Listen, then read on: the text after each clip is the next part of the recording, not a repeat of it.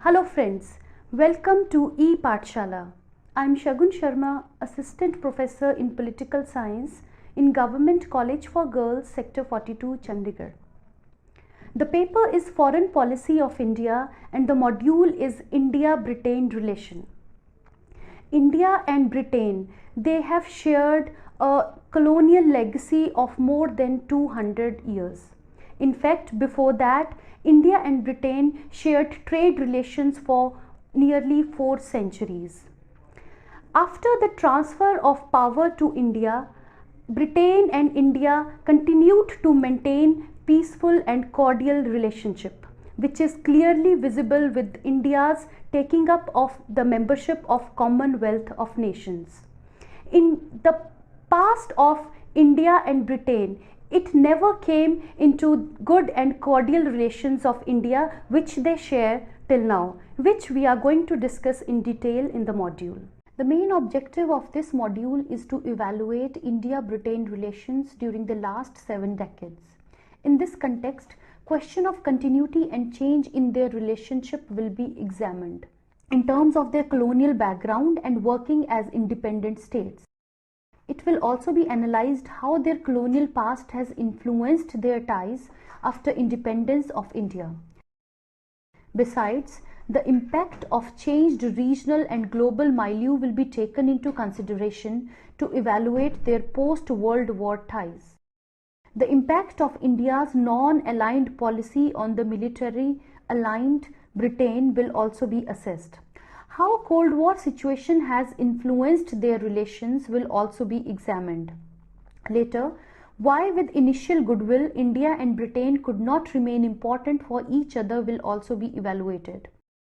Post-Cold War global situation has completely changed their relations. In this context, how new economic relations have brought both of them closer to each other is also discussed. How formation of EU has influenced their bilateral and multilateral relations are also described in great detail. Bilateral relations. India-Britain relations have a checkered history. It started with good beginning and warming up ties, but in between it also faced some problems during brief intervals. Thus, their relation had ups and downs in their bilateral dealings during Cold War era. But during the post-Cold War years, a new partnership can be noticed in their relations. But one thing has been certain, that though their relations faced some differences, yet they have never been conflictual. Beginning of goodwill. Despite colonial background, India and Britain did not have bitterness in their relationship. India continues to adopt number of administrative and political structures of its colonial era. Transfer of power was also not marked by violence. Rather, Lord Mountbatten completed his term in a peaceful manner. Numerous compulsions of India's foreign policy made it to be closer to Britain during this period. Legacies of British system in the areas of education, political system, economic and administrative institution, etc. continued to work smoothly even in free India. India also joined the Commonwealth of Nations after its independence. India considered that membership of Commonwealth is likely to provide opportunity for it to fight against the problem of newly independent states liberated from British colonial rule. Nehru's personal relations with Mountbatten since their first meeting in 1946 had very soothing impact on Indo-British relations. Transfer of power to India took place in such amity that it had greatly helped the Indian leaders to convince the people to maintain goodwill with Britain. Thus, Indian leadership believed that world is interdependent and no country could live in isolation with each other. Simultaneously, despite independence, Britain did not lose interest in India. That is why it made serious attempts to make India a part of Commonwealth nations. Though both followed different foreign policy objectives, yet they shared the similarities of views on broader issues of peace and stability in the world. As a result, Britain developed appreciation for India's policy of non-alignment when both the superpowers were critical for India's this policy. Britain also appreciated the functioning of parliamentary democracy in India. Despite separation, both continue to have trade and investment in each other's country. After decolonization process, most of the countries started shifting its economy from pound sterling to dollars. India's decision to continue with pound sterling prevented the slide down in British economy. This, however, do not rule out the existence of divergences among both the countries. On the issue of Cold War, both countries were siding different groups of nations. If India sided with the newly liberated zone of countries of Asia, Africa and Latin America, then Britain was much closer to Western powers like the USA. India was opposed to the formation of military alliances in the world, whereas Britain not only took the initiative to establish the North Atlantic Treaty Organization in 1949 but also remained active member of the same throughout the period. On the question of Kashmir, Hyderabad and Goa, Britain continued to hold partisan positions. During Suez Crisis, both followed different lines. On the question of racial discrimination of South Africa, both continue to differ with each other. Despite these differences, economic relations between them continued to remain smooth. In this regard, if Indian goods avail duty-free entry in Britain, then British government received sympathetic response in terms of sterling area. India's decision to withdraw from sterling area only in a phased manner considerably helped Britain to tide over its own balance of payment crisis. Thus, despite independence from colonial rule, India's goodwill with Britain continued up to the beginning of Sino-Indian War of 1962, but closer ties between the two were missing in this area. Warming of ties. India and Britain came closer to each other after India-China War of 1962. During this crisis, help extended by Britain to India brought them closer to each other. Britain expressed open sympathy for India during this period. At this, Britain was quotably the first country to supply small arms through civilian chartered planes to India during this crisis. Total arms supply from Britain was worth $5.35 million in all, partly as gift and partly on lend-lease basis. It was also reported that British cabinet also approved the sending of 15 bomber squadrons to India, but by this time China already declared unilateral ceasefire. Later, a decision was taken in London along with USA to modernize and re-equip the Indian defense system with an aid worth $100 million. Britain also helped it indirectly by means of its diplomatic maneuverings. Similarly, during 1965 India-Pakistan War, Britain also tried to protect India's security concerns against China. By accepting the position of neutrality over Kashmir issue after 1968, it further eased relations between India and Britain. Bangladesh crisis also brought both India and Britain more closely to each other. During war in 1971, Britain's role had been very judicious and objective. It maintained its neutrality during this crisis and sided neither India nor Pakistan. Britain's repeated absence on the voting on the ceasefire proposals, both in the Security Council and in the General Assembly, were viewed as sympathetic gestures towards India. As a result of commonalities of interests on the above issues, Indo-British economic and cultural cooperation also got strengthened. From 1965 onwards, India received loans from Britain on very soft terms. It used to be interest-free and are repayable over a period of 25 years, with an initial grace period of 7 years. From 1973 onwards, however, all bilateral aid from Britain to India has exclusively been in the form of grants.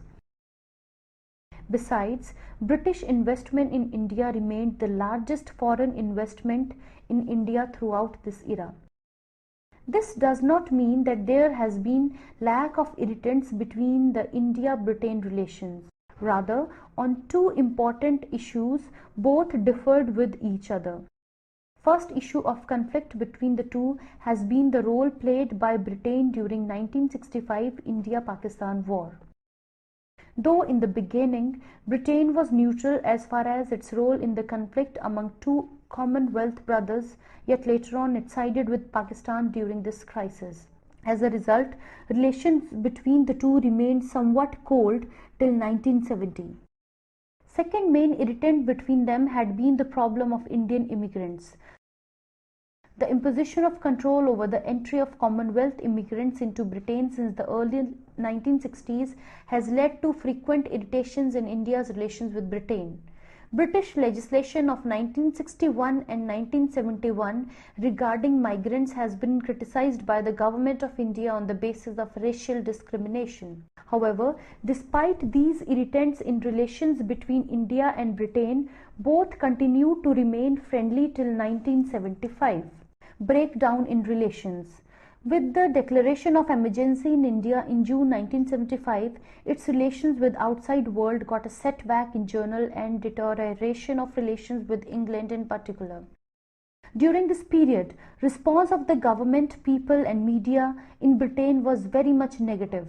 British government severely criticized Indira Gandhi for her authoritarianism, and this led to coldness in its bilateral ties with India. Criticism by British public and mass media were also very vocal and vehement than the government.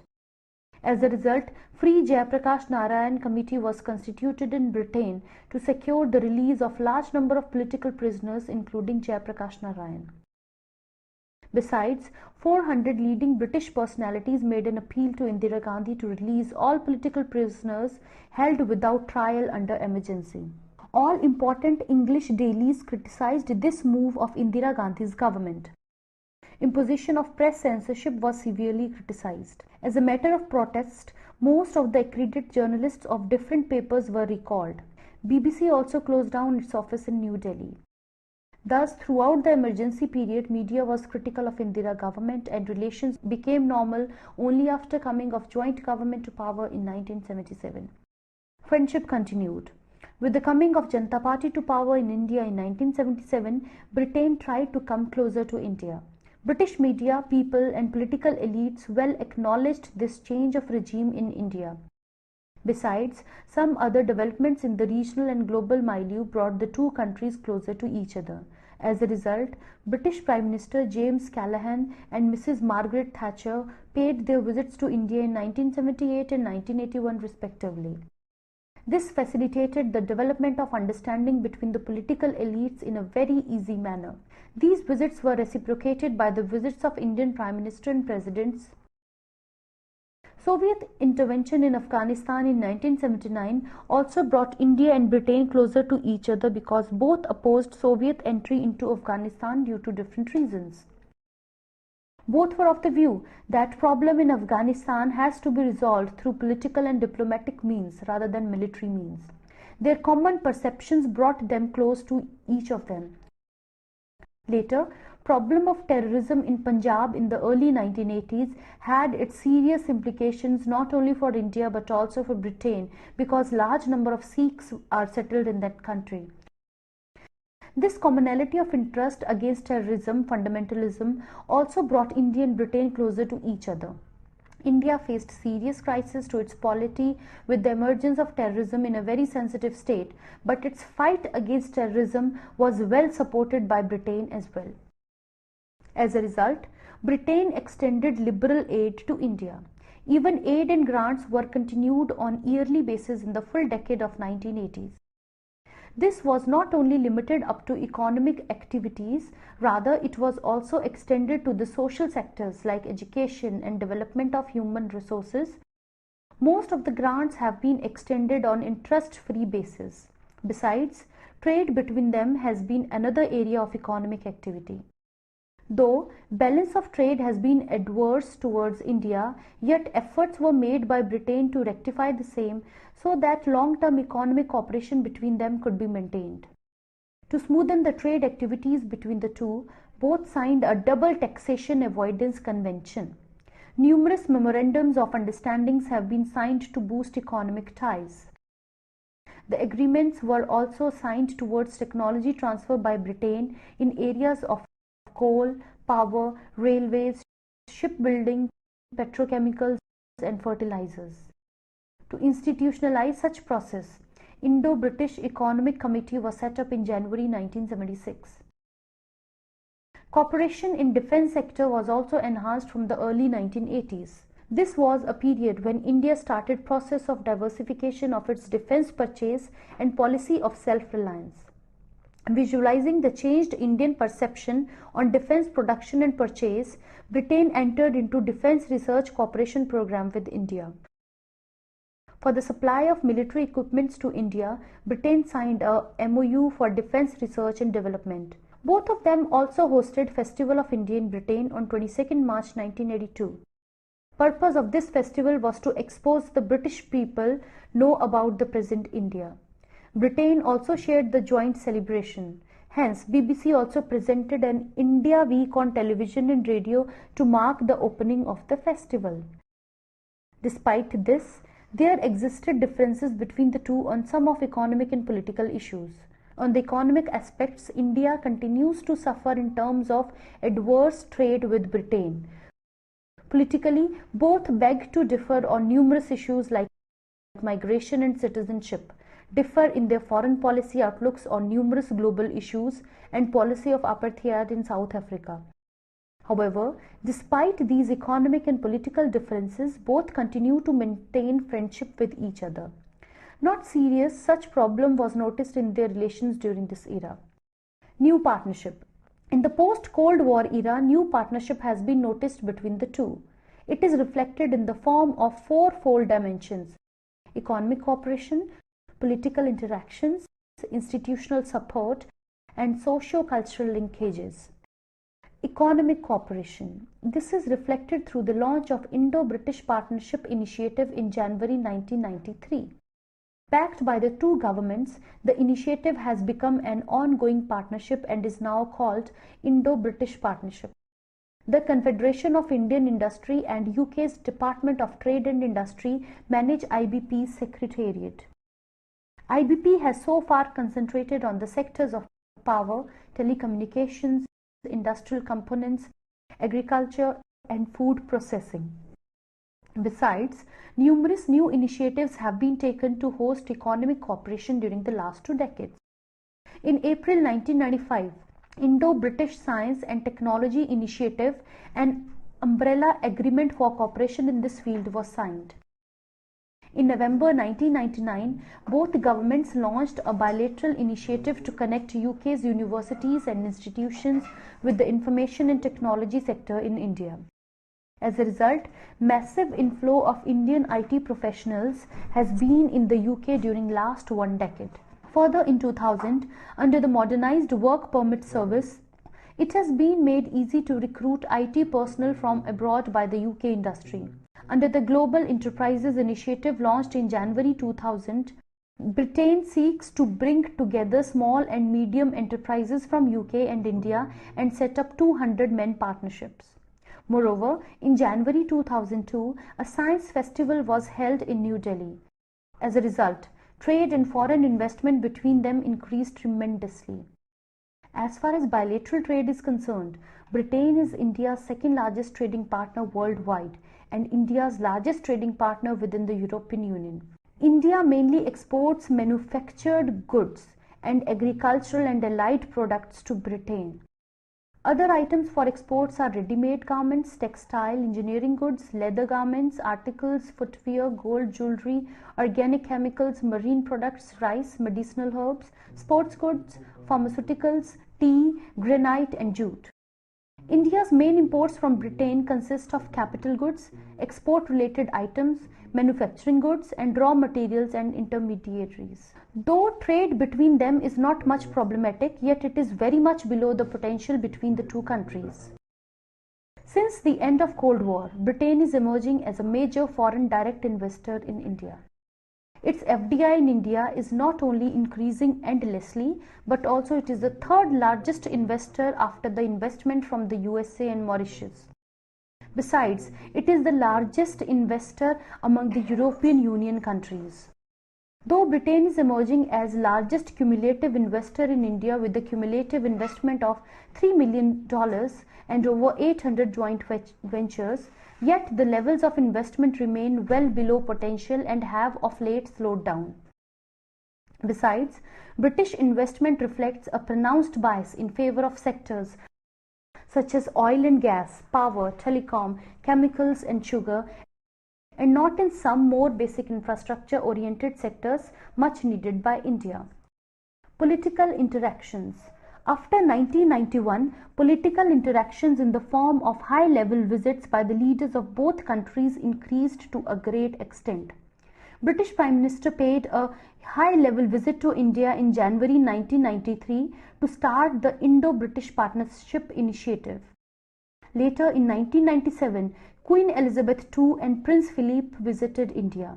James Callaghan also paid his goodwill visit to India in 1998. Thus, the pace of exchange of visits by the political leaders of both the countries increased multifold in the 21st century. Later, Prime Minister Tony Blair visited India twice in October 2001 and January 2002, and Prime Minister Vajpayee and Deputy Prime Minister and Home Minister L.K. Advani visited Britain in November 2001 and June 2003 respectively. Political leaders of both countries reiterated their commitment to combat international terrorism through mutual cooperation. Both emphasized to develop cooperation in the areas of development, poverty alleviation, education, and science and technology. Britain also assured its support to India's case for the permanent seat in UN Security Council. Institutional support. The relations between India and Britain are not limited to some personalities. Rather, they are rooted in institutional support developed between the two countries. The establishment of Labour Friends of India Group, Liberal Friends of India Parliamentary Group, and Conservative Parliamentary Friends of India Group in all the three major parties of Britain show the cross-party political support for Indo-British cooperation, not only at government-to-government level but also at Track 2 level diplomacy. Both are moving in a positive direction. At Track 2 level, India-UK Roundtable was launched in New Delhi in April 2000. Thus, certain institutional efforts are being made to boost cooperation between the two countries. Development of socio-cultural linkages. To establish long-term ties to these relations, understanding each other's cultural concern is a must. In this context, both the countries are making serious efforts during the last 2 decades. In India, British Council is promoting academic and cultural activities. In London, the Nehru Centre, funded by ICCR, has been successfully doing the similar job since its inception in July 1992. It is working as a forum for dialogue at the cultural and academics levels in London. India has also organized its Festival of India in Britain in 1995. For the development of more profound knowledge about India, India Chair is established in Oxford University. Under this chair, a professorship in Indian history and culture has been set up at the Faculty of Oriental Studies in Oxford University. Indian community in Britain is also doing a yeoman service in this context. Indian community, estimated around 1.3 million, accounts for the single largest segment of ethnic population in England. Numbers of MPs are elected in British and EU's Parliament from people of Indian origin. Most of the chambers of commerce and industry in the UK incorporate Asian unit chapters which represents Indian. Thus, it can be concluded that India and Britain, they have faced many ups and downs since 1947. Despite being a colonial master and a colony, India and Britain, they continue to grow together in the field of economic and cultural ties.